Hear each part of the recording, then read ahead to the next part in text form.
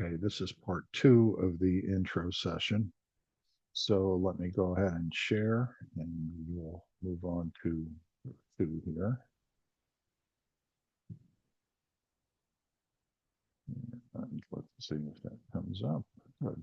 Okay. All right. So starting to talk about phase two of the strategy making process, well, the purpose of setting objectives is pretty intuitive and pretty obvious. It takes this vision that we've created sitting around a table and we kind of morph into something that involves creating specific performance targets or benchmarks so that we can start someplace, a known starting point, have a targeted ending point, and then have the idea of being able to track performance and recognize stops along the way where we can either jump out if things are not working well or know that we're hitting benchmarks as it progresses. Um, it guards against the idea. I mean, it's pretty obvious what all of that is, but complacency and confusion and all of this stuff. So that's probably a cornerstone of what we would want to be doing in terms of a plan. Now, characteristics, well, it represents a commitment to achieve specific performance targets. Now, often this is financial outcomes. Remember, in the for-profit arena, we are tasked basically to maximize shareholder value. It's not the only objective, but it is the preeminent objective in this particular, let's call it, brand of Western capitalism.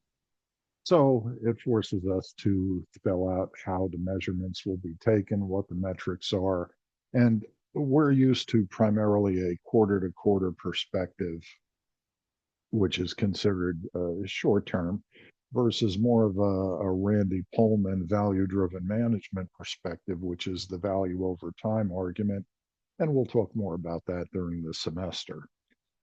Characteristics have to include that these objectives have to be measurable, they have to be quantifiable, and there has to be a time component associated with it. So there are two types of objectives that are really required. One is the perspective of financial objectives, and the other is strategic objectives. Now, financial objectives, well, we're talking about financial performance. We're talking about share price movement, revenue metrics, profitability hurdles, basically an overall improvement to the balance sheet. The strategic objectives are something different. It's the long-term competitive business position, and most often we associate that with market share.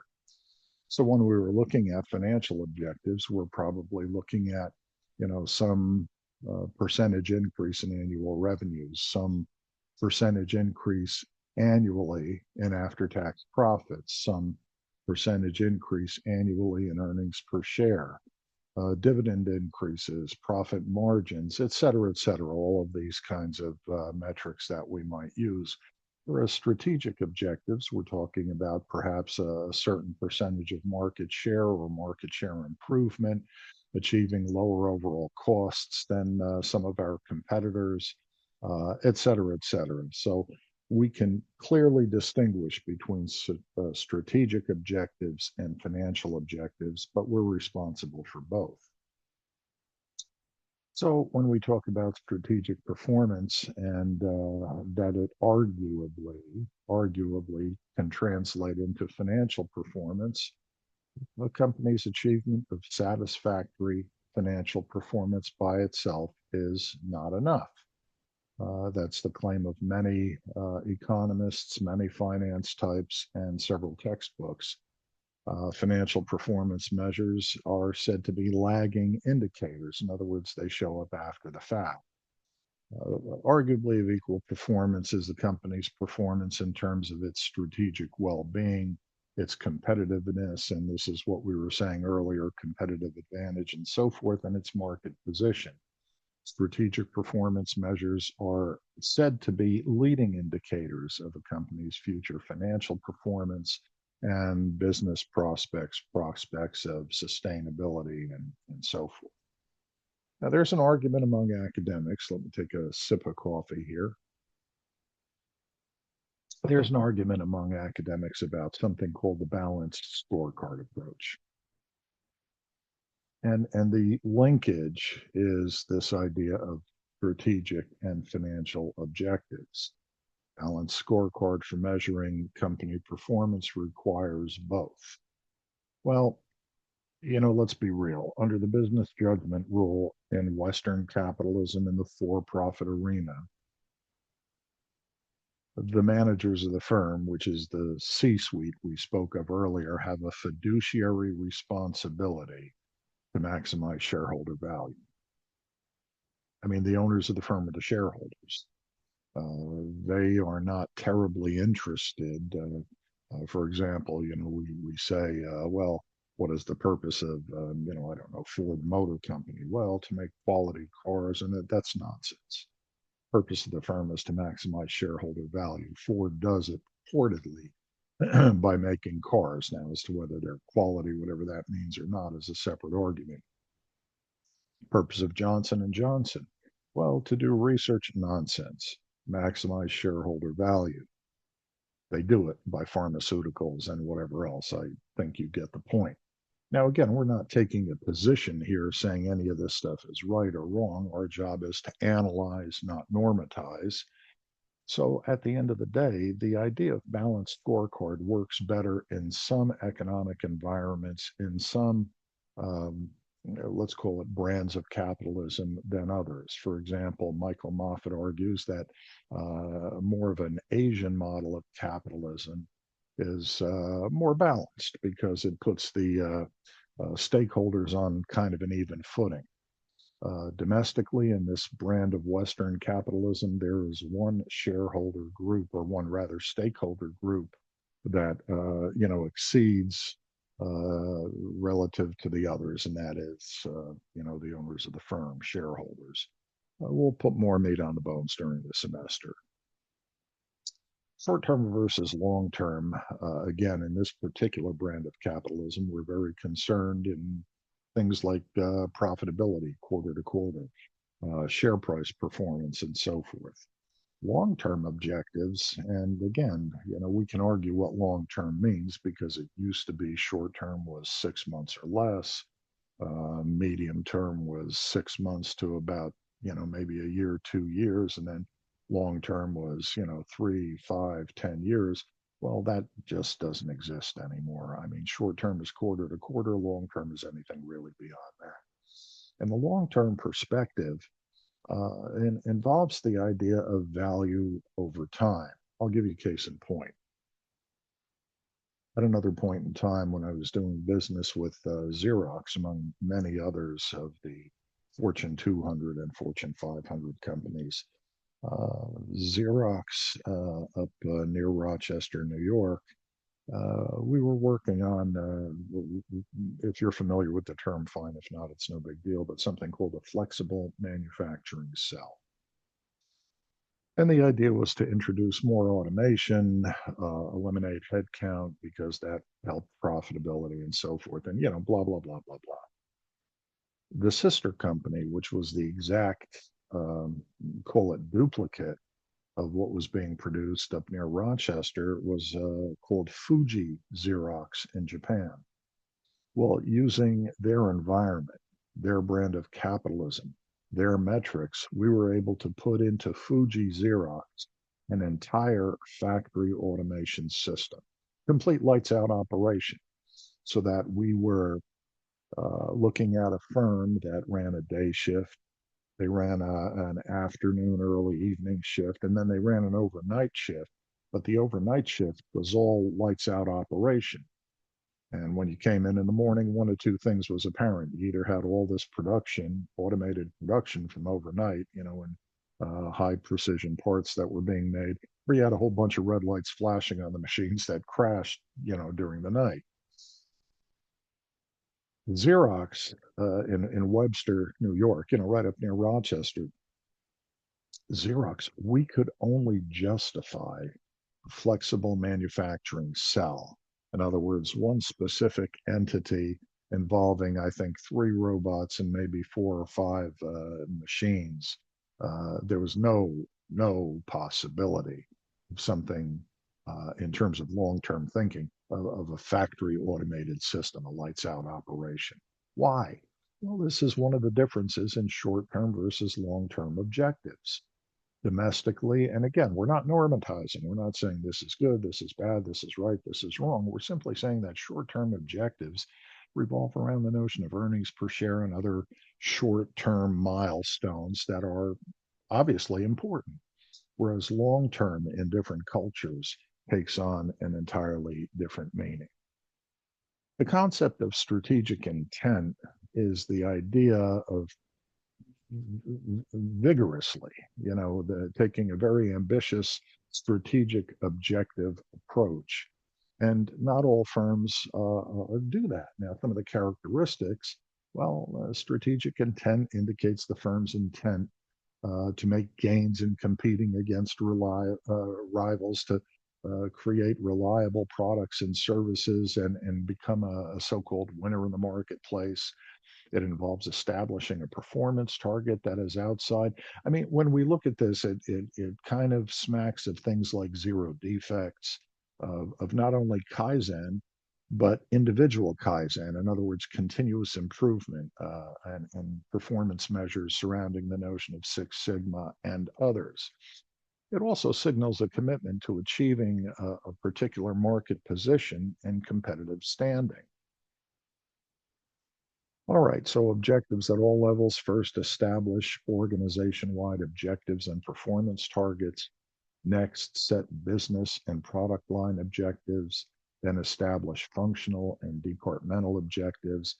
And lastly, individual objectives. The importance of top-down objectives. Well, again, trying to do something without C-suite support is naive and likely to produce nothing. So anything that we might entertain really needs support from the top down. It really needs to be, blessed, if you will, by the C-suite and sometimes others. Sometimes the governance of the firm and the risk tolerance and risk profile is determined by the board of directors. So oftentimes you need board approval as well. But the integration of objectives toward this and or these ends, it helps produce cohesion among the different parts of the organization because in a sense we're singing off the same page, and it helps unify internal efforts. We're all moving in the same direction with the same outcome in mind. All right, phase 3 of the strategy making process involves this idea of entrepreneurship, or as I mentioned previously, the notion of being an entrepreneur, excuse me. I hate contrived words, it was somebody's genius idea. I guess somebody was either doing a master's thesis or it was part of their doctoral dissertation, but somebody came up with this notion of it. Now, the idea is valid. The idea is ownership and all of our employees. I'll give you a for instance. Let me take a sip of coffee. I had the occasion of, meeting with Jack Welch when he was the CEO and so forth of General Electric, and Neutron Jack, as he was called, would show up in different places and take a tour of the factory, take a tour of the plant, so to speak. And he would go up to different people on the plant floor, and he would ask them, "What do you do here?" And I was with that group that was walking through one of the GE facilities in New York. And, he walked up to a production line and he asked a gentleman that, one of the, mechanic types, machinist types, says, "What do you do here?" And the guy turned around and he said, "Well, whatever it was, I tighten this bolt with this wrench." And that's not what Jack was, it's not what he asked. What he was asking was, do you understand your significance and your importance to the organization? Do you understand, are you an owner? Do you see where you fit in? Your importance, your significance, the significance of, it's a great big wheel. And I used to say sometimes, well, I'm just a small spoke in a very large wheel. But what is the importance of that spoke? And that's really what Jack was saying. And that comes down to the notion of this so-called, and I really, hate cliched phrases and made up words like entrepreneur, but that's really what it is, getting people to buy in, to have ownership, to take not just responsibility, but I mean, this is me. I am a part of this thing. I own this thing, whether it's tightening this bolt or whatever it happens to be. And, part of this lends itself toward the idea of innovation. And through mechanisms, and I'm sure by now we've heard this time and again, but not only Kaizen, which is the Japanese concept of, improvement and continuous improvement, but individual Kaizen. And there's a professor from a university in Mexico that has done extensive research in this. But individual Kaizen, in other words, continuous self improvement, makes the organization arguably better. So strategizing involves all of this stuff as well, analyzing the external environment and steering the company through mechanisms like entrepreneurship and Kaizen and individual Kaizen, and the activities associated with all of that towards the, let's call it, desired end. Activities involved in crafting a strategy include studying market trends and the actions of competitors. And there's a lot of Michael Porter in this, if you think back. There's Michael Porter's five forces here. There's Michael Porter's competitive advantage of nations here. There's Michael Porter's value chain analysis here as well. But studying market trends and the actions of competitors, listening to customers, anticipating changing needs and demands, or just needs real or perceived, scrutinizing business possibilities based on new technology, building the firm's market position, whether it's through acquisitions or franchising or new product development or whatever it might be, and pursuing ways to strengthen the firm's competitive capabilities, or put differently, competitive advantage. Excuse me. Who participates in this? Well, it's certainly the C-suite. It's the managers of the business divisions and the product lines and the key VPs for, production and marketing and HR. Gone are the days of the individual silos and fiefdoms, or at least in theory, they're gone. Okay, so strategizing, individual or team responsibility? Well, there has been an emphasis on teams for about 30 years. Teams are often used unless improvisational management is the firm's chosen path. And, there's a huge difference in management approaches. So teams sounds warm and nice and sounds effective, and it very well can be, because putting the right teams, the idea of TQM, total quality management, having representation from design engineering, production engineering, HR, finance, et cetera, around the table, arguably brings everybody's voice and issues to the table, to be dealt with, to be strategized, and so forth. The problem is that today everything happens fast, very fast. And whereas years earlier, C-suite might take the position, well, there's this issue or that issue, or this came up or that came up. You know what? We'll put a team together and we're going to, dig deep into this. We're going to do a deep dive and come up with, okay, sounds good when you say it fast. But then that's the very issue. Many firms, and this is an area that I have been researching and writing about, presenting papers at conferences and so forth, largely started by a gentleman that taught me when I was in my doctoral studies, a Dr. Barry Barnes, from Fort Lauderdale, Florida. There's this area of expertise and study known as improvisational management. And I'm not going to teach that here, but basically think about what improvisation is. And when we think of that, we think of jazz and so many other things. There used to be a band, a group that none of you will likely remember, but it was called the Grateful Dead, Jerry Garcia and all of this stuff. They never did a concert the same way twice. They never played the same set. There was never started by one lead singer, the same way, et cetera, et cetera. They improvised, and there's a lot more to that, but that's not our purpose here today. But anyway, improvisational management would dictate that given a certain skill set and knowledge base, the C-suite, particularly the CEO, makes decisions that have to come out right, makes decisions on the basis of this concept of improvisational management because we don't have the time to sit around and study it. By the time you get done studying the problem, your competitors already, you're going to lose your hat, ass, and gloves by the time you get done going through all this stuff. And your competitors are going to eat your lunch. So improvisational management is the offset to that. I'm not certainly going to read this to you, but when you get around to it, look at the company's strategy making hierarchy and how it typically works. And then, we look at levels of strategy making in a diversified company, levels of strategy in a single business company, and so forth. And we'll be talking about those this semester.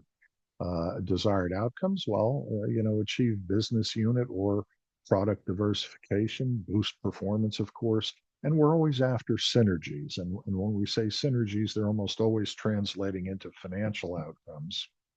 But it's basically the idea of 1+1 is not 2, but 1+1 in effect yields more like a 3 in terms of its effect and its outcome.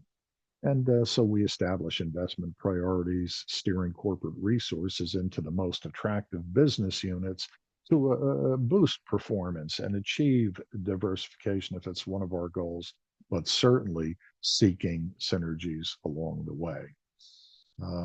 Desired outcomes will produce successful performance, build sustainable competitive advantage, develop competitively valuable competencies and capabilities, which, by the way, is the significance and importance of HR, human resources, human resource management, because the repository of knowledge of what we say here, develop competitively valuable competencies and capabilities.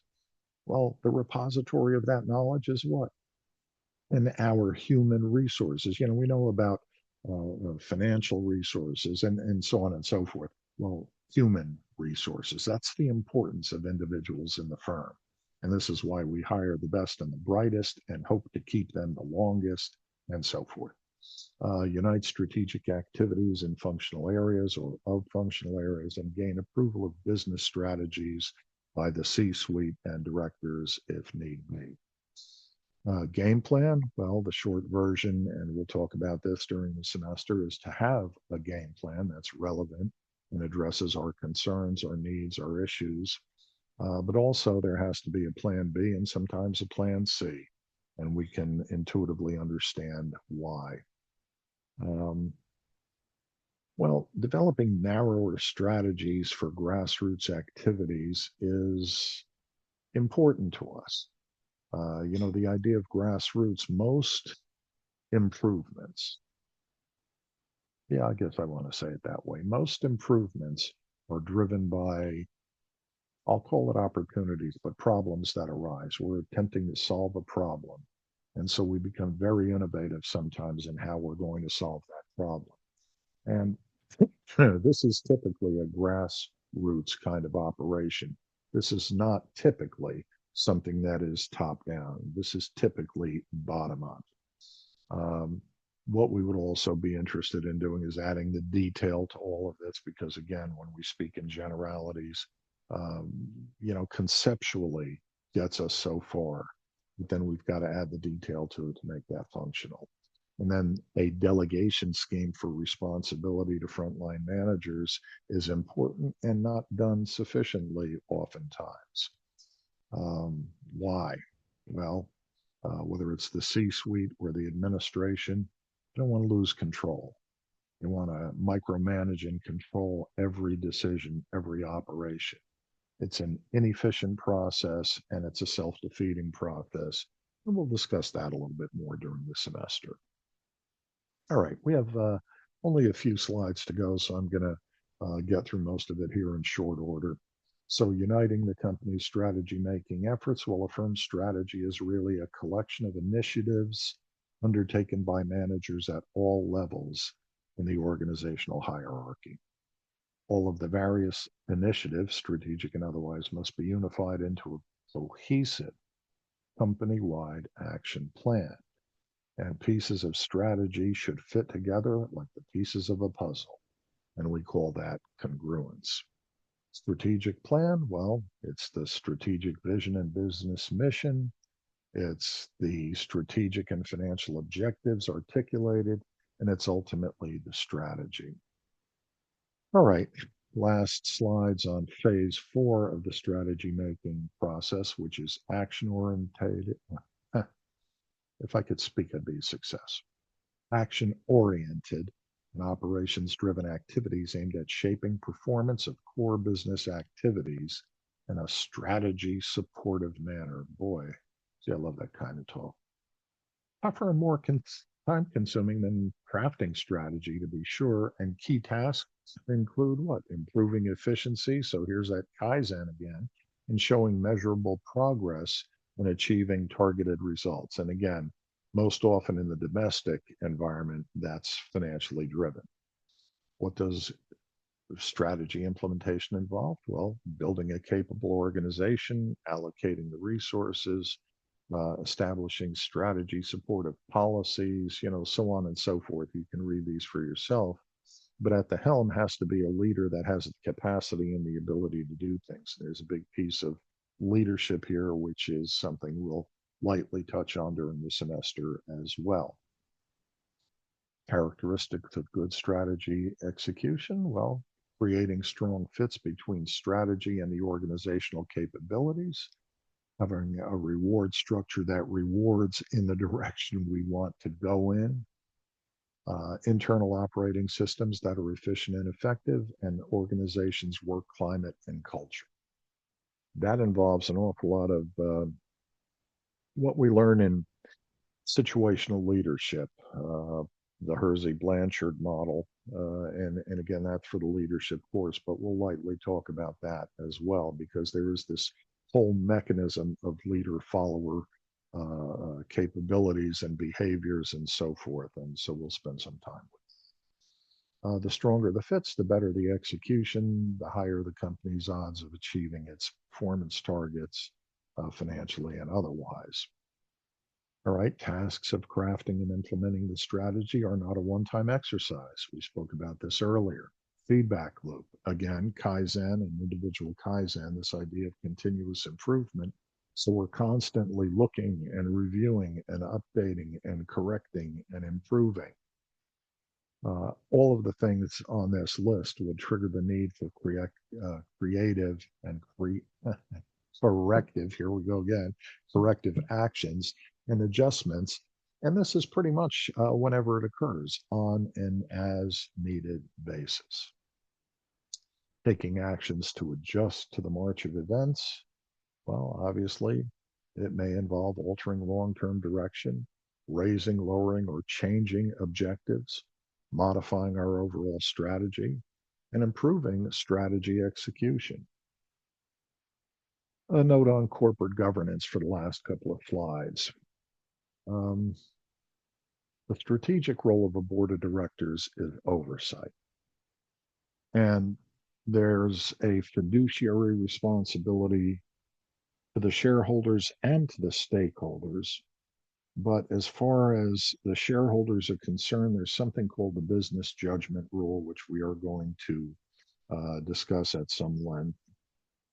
And basically what we're saying is that the owners of the firm are the shareholders. The managers of the firm are the C-suite, CEO, CFO, COO. The oversight, the governance, the protection, if you want to look at it this way, make sure that whatever decisions are made in order to the benefit of the owners of the firm comes down to the board of directors. The directors decide the risk profile, oftentimes in concert with the C-suite, sometimes not. But they decide to make a go decision on something, a no-go decision on something else. I'll give you a very real case in point. The, let's call it financial exigency that existed for a while at the university was created by it was a combination of things. Some of it involved the idea of, this higher education cliff finally hitting. And so as enrollment across the nation, but I mean, as enrollment declines, well, obviously, institutions make money based on tuition and some other things. But as enrollment declines, it's an immediate hit financially. When there is financial distress and what some might consider to be excessive spending, well, those two things, for obvious business reasons, are incompatible. And when the chief administration official, be it a CEO, a president, whatever it happens to be, either fails to recognize that or doesn't take appropriate actions, some entity has to step in, give them a slap on the hand metaphorically and say, look, you can't do that. And tasked with that responsibility is the board of directors, or in the case of a not-for-profit, board of trustees. And that doesn't always happen. And when it doesn't happen, then there are difficulties that arise. So basically, the strategic role of the board is also to make sure that executive actions are not only proper, but also aligned with the interests of the different stakeholder groups. Shareholders, to be sure, in the for-profit arena, but the other stakeholder groups, basically the clients or customers, the employees, and so forth. I think you get the idea. Obligations of the board will be inquiring critics and overseers, evaluate the caliber of senior executives, institute a compensation plan that has a reward structure that aligns the interests of the entity, the firm or the not-for-profit or whatever it happens to be, with the operators or managers of the entity that serve the interests of all the stakeholders, not the least of which in our environment, in the for-profit arena, is the shareholders. And then have the courage to intervene when things don't seem to be going well. Last two slides, good corporate governance matters. The whole fabric of effective corporate governance is undermined when the boards of directors shirk their responsibility. And we'll talk about that a little bit more, but basically, whether they're asleep at the switch, they create create an error by omission, whatever it happens to be. And like I say, we'll talk about that. Now, everything we spoke of in the context of all of this, I think globally, because on a global stage, we seek similar outcomes. It's just that we go about a little bit differently. We go about it a little bit differently, impacted more heavily, as Hofstede would indicate, by culture, religion, beliefs, diversity, motivations, etc.